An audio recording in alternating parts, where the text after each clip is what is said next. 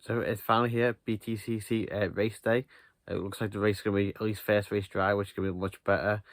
Quick update on qualifying because they managed to do that yesterday. Looks like Sutton is really going to be quickest, obviously on pole. I think Sutton will probably go ahead and win at least this first race. It also looks like especially the Hondas, particularly quick front wheel drive cars. And so I'd expect them to go quickest today. Super exciting to see what else goes on here.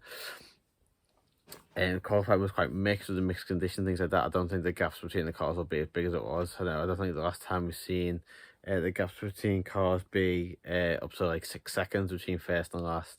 That was quite a big gap. Expect something to go off, especially rear wheel drive, and win this first race. I think Tegan's probably a quick start, but some of the front wheel drive, especially the Hondas, will come back out and Cook and Shedden especially.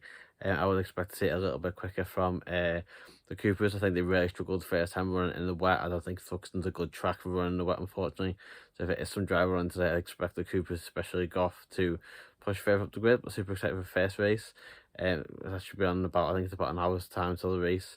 So I'll catch up with you after the race to give my thoughts on what happens then. That's a super exciting race. You know, hope there's not much drama, and if I think Thruxton really benefits from a dry race. I know sometimes we like wet races. I do think Thruxton is better for a dry race, so let's hope it stays dry for today. So let's see what happens in race number 1. So end of race 1, no, Btcc is definitely back with that race. Had quite a few incidents, obviously Shed and Smiley both resigned from the race, unfortunately. Obviously Sutton got the contact at the start. Sutton was super quick, came right from the back to get back to, I think it was 9th in the end, from 9th or 10th. We were a bit of an incident with Turkington. I don't know, they'll investigate that. It was a bit of contact, unfortunately, but obviously Sutton super quick. Josh Cook deserved winner, said his Hondas look quick. It's a shame that Shed was high because obviously all the Hondas are quick. Robot got, I think, 8th in the end. So definitely some pace in the Hondas, and obviously Camish 5th. So it definitely has a track that seems to favour the front wheel drive, as you with Ingram 2nd and Hill 3rd as well. So obviously I expect race 2 for Sutton to come through even more, pull back through, catch up more points. Obviously it's I think it's a track that obviously it's hard to tell exactly where the cars are. It'll be interesting to see when the weight added now, will the front cars struggle.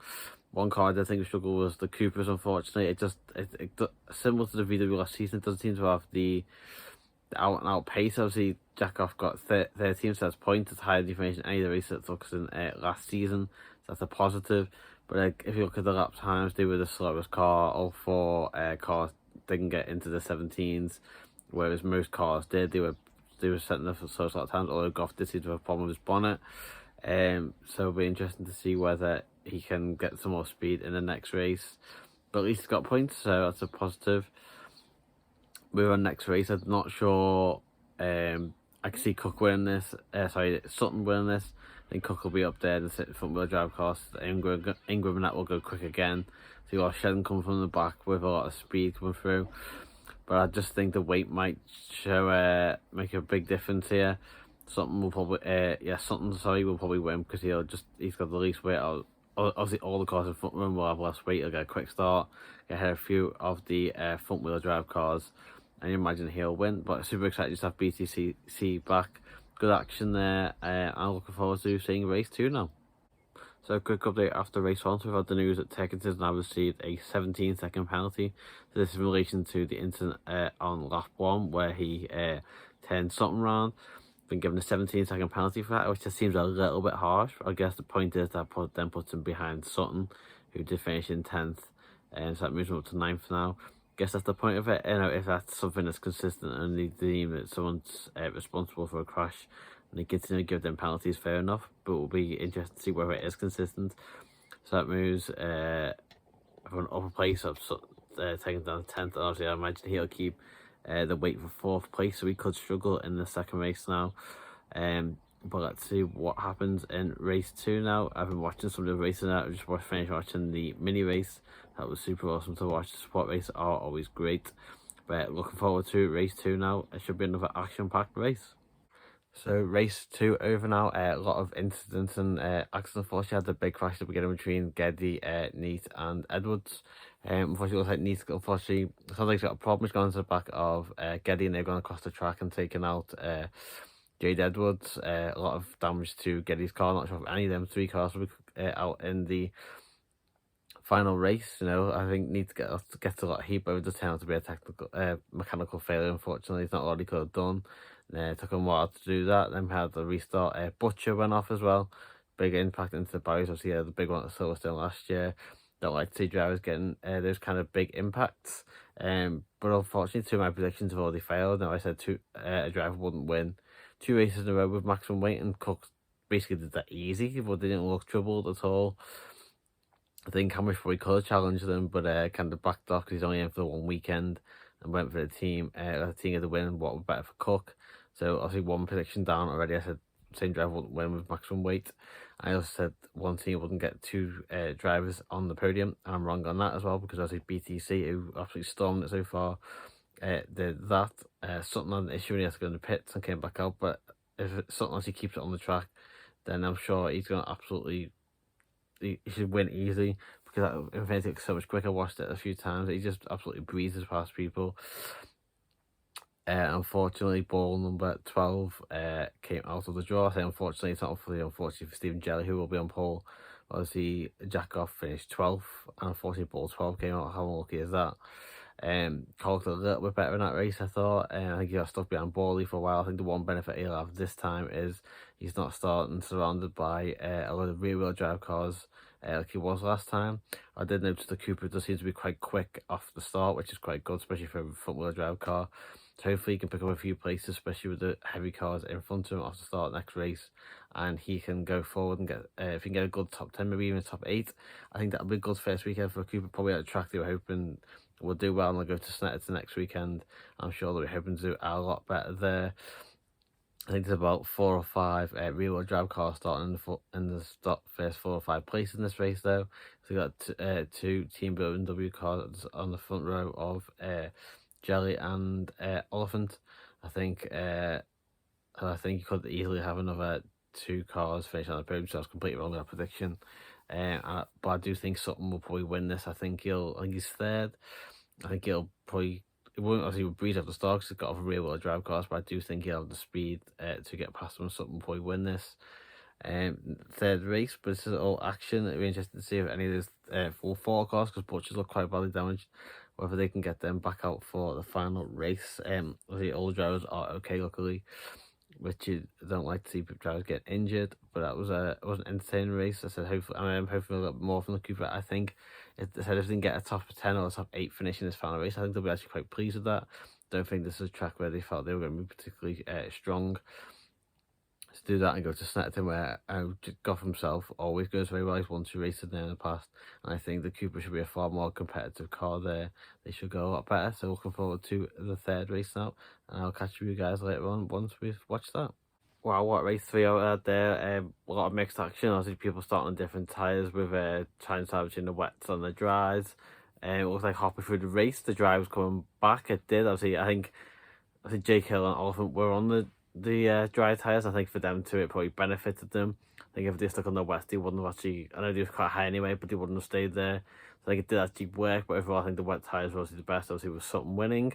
I think that's what Sutton should have had all weekend. He's had a few incidents and things like that he's been getting involved in, and kind of being the reason why he hasn't been there. Like I said in my season preview, Sutton can stop these little incidents and things like that.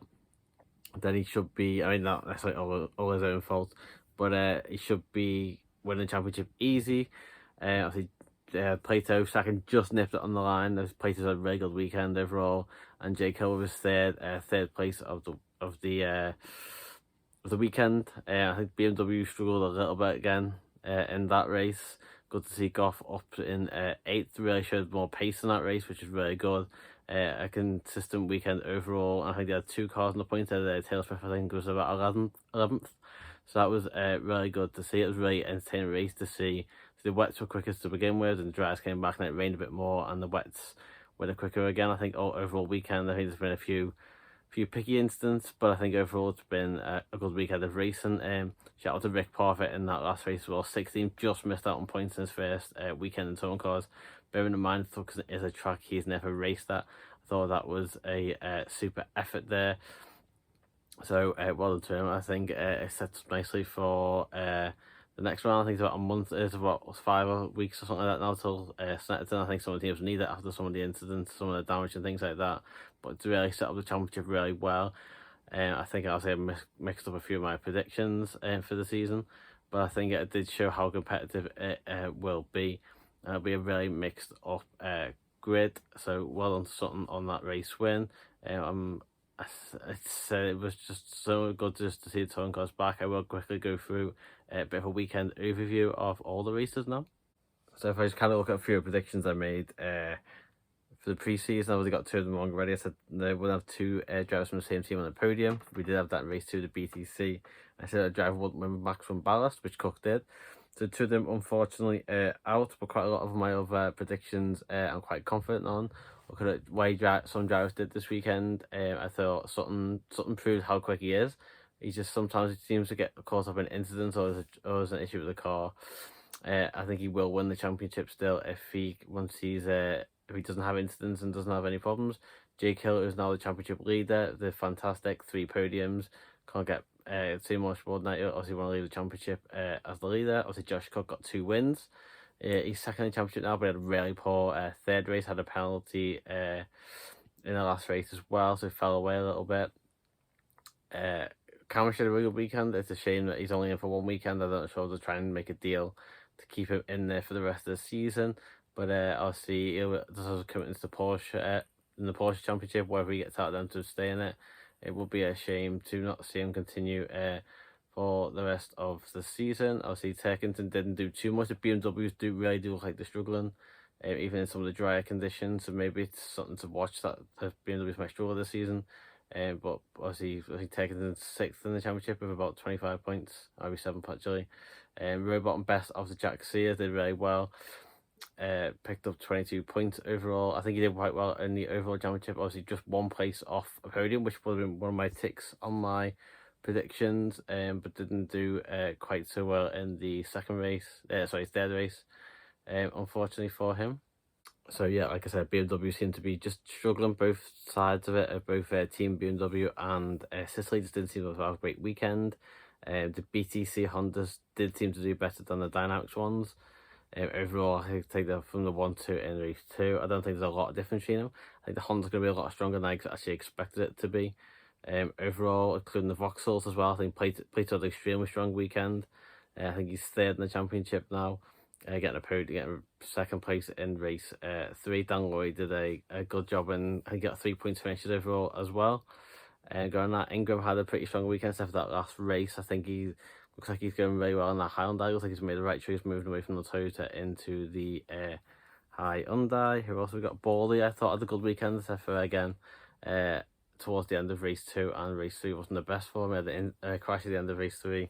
But I think showing that Infinity that it does have good pace, I think will be improvement for him this year. I think we'll see him do a lot better. He just needs to be consistent in his driving, keep it on the road. And then looking finally at the Coopers. So it looks like it was a bit of a tough weekend. Some places race 1 didn't have a great lot of pace. But overall, Jack Goff got 3 points finishes. I think that's super. I don't think that there's any race at all last season where he managed to do that in the VW. And Taylor Smith got points in 2 races as well. 8th place in the last race for Goff. Shows a track that probably the Cooper isn't gonna, especially in its first out and it hasn't been on that track yet. It was never going to be the best. It's probably not the strongest for that car. Next they go to Snetterton in 5 weeks, and that's probably a track that it should go well at. Goff himself obviously won there twice, so if it can improve on that, I think it'll be a real looking even for podiums at that round. But obviously it's a massive improvement on last year's VW. Still not quite there in terms of a title challenge or maybe even challenging podiums yet, but it is a massive improvement, and it should only get faster as it goes to, especially when it goes to tracks that suits the car better and they develop it more. So overall, good weekend. So it was a bit of a different. You can see the better drivers because they kind of stand out compared to some of maybe the poorer drivers. That will kind of say that. Obviously, probably all better than me because I'm not a race driver. But there were some the ones at the front were probably the better drivers, to be honest. And you can see that especially with the overtakes and things that were going on. But a great weekend of racing overall. And that's only a quick review. I might do a long review later this week, in the coming weeks before Snetterton when I get a chance. But thank you for joining me today for my look at today's racing at Thruxton's been a great start to the season. And to see Jack Goff finish the weekend 10th in the championship was absolutely awesome. Thank you for joining me today, and I will see you next time for my next video. Bye for now.